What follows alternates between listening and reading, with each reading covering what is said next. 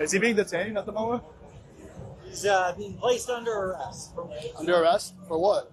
I don't know. That's up to. Clavicular got arrested last night while live on stream for using a fake ID, and yeah, that alone is wild. People are also saying he had a bag on him, and considering his history, nobody's really shocked by that at all. The stream got privated right after, which pretty much says everything. He moves like none of this matters, and based on how past arrests went absolutely nowhere, this probably won't either. Real talk, he'll likely bail out and be back online by Monday like nothing happened. What up? Come on, guys.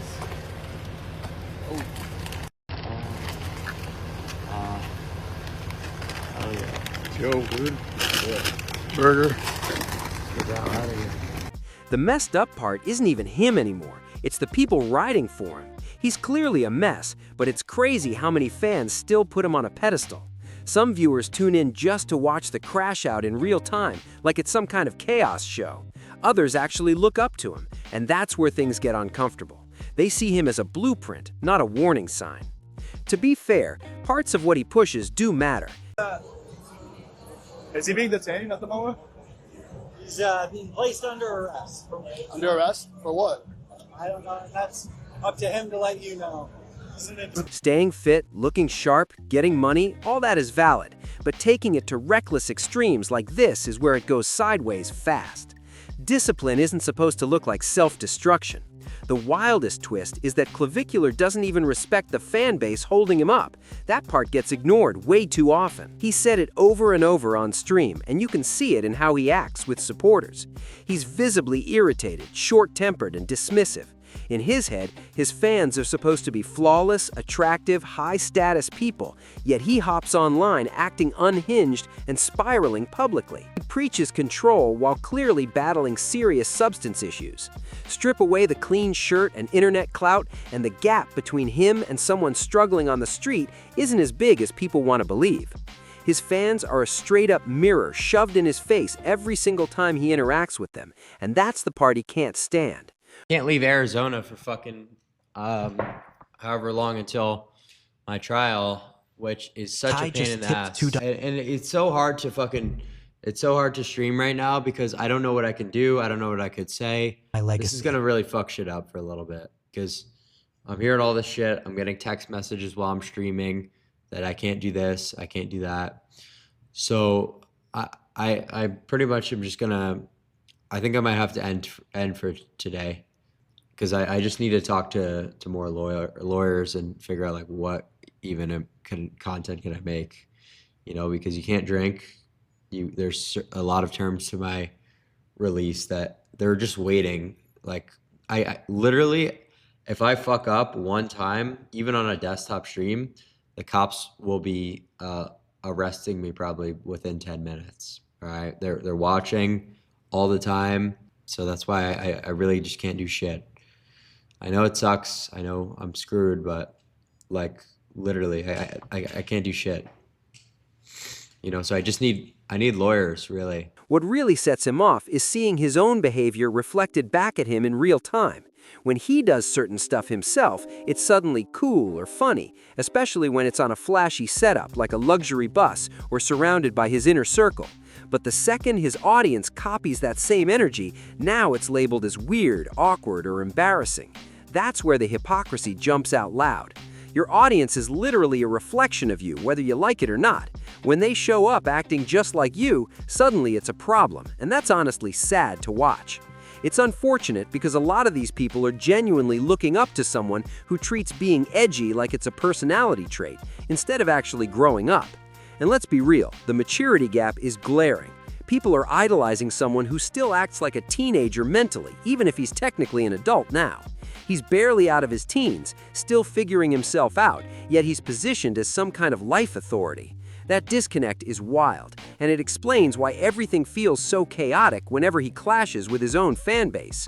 According to the police report, this wasn't some online rumor or exaggeration. This was real arrest in Scottsdale, documented and confirmed. Officers stopped him, found a fake ID, and that alone is enough to shut down all the "it's fake news" talk instantly. This wasn't content, this wasn't acting, this was real life catching up fast. Thank you, Your Honor. The state is asking for a $25,000 secured appearance bond. Our understanding is that Mr. Peters resides in the state of Florida, that he has no known ties to Arizona. I think we've already sufficiently discussed the particular facts of this case.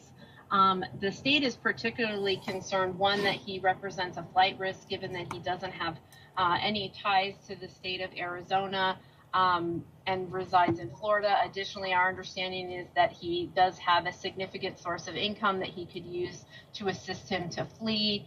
Additionally, we are concerned really just in general of whether he'll comply with any kind of release conditions, given his behavior. As I indicated earlier in my previous argument, he was live streaming himself going up. The stream ending and getting locked right after only made it look worse. What really stands out is how predictable this whole situation feels. He's been flirting with consequences for a long time, pushing limits on camera like the rules don't apply to him. And every time something like this happens, it gets brushed off as just another moment. That's dangerous behavior to normalize. At some point, the persona stops being a character and starts becoming a liability.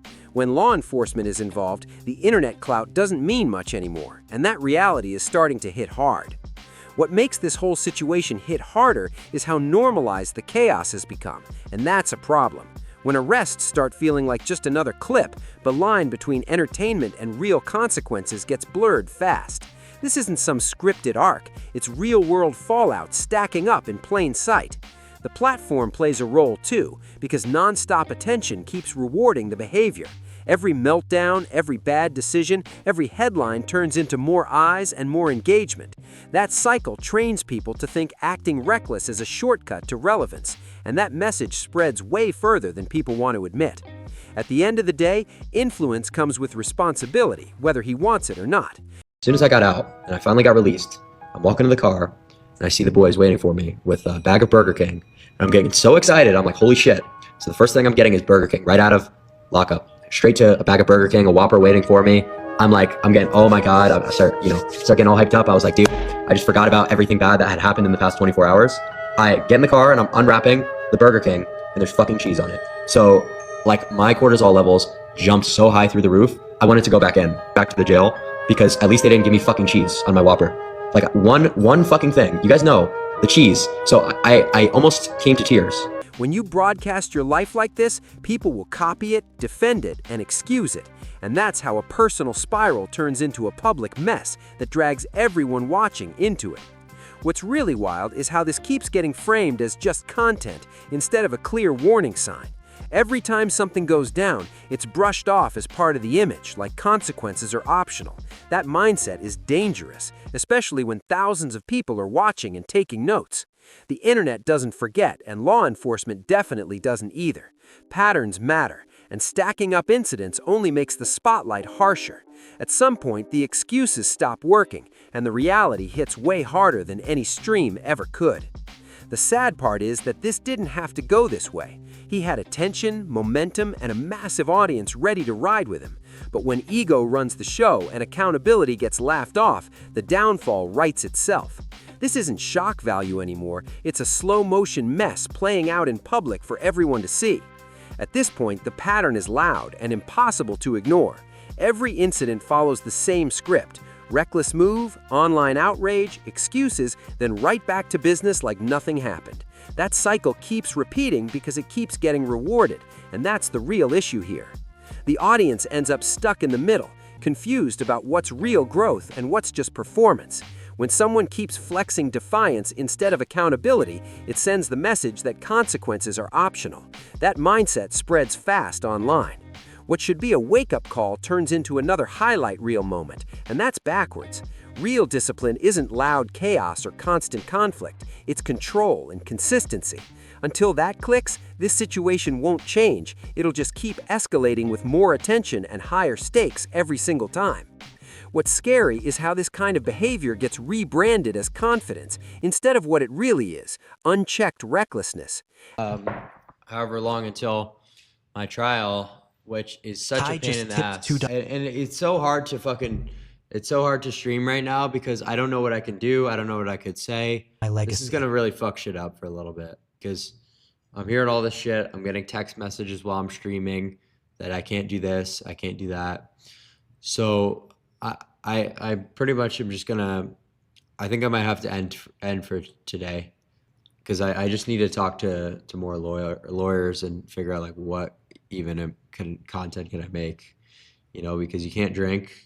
There's a lot of terms to my release that they're just waiting. Like I literally, if I fuck up one time, even on a death. Acting like rules don't apply might look bold on camera, but off camera it turns into real consequences fast. Swagger doesn't replace responsibility, no matter how expensive the lifestyle looks.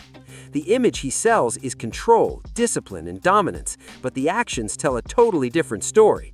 Control isn't getting stopped by cops, locking streams, or scrambling after the fact. That's not power, that's instability dressed up as confidence.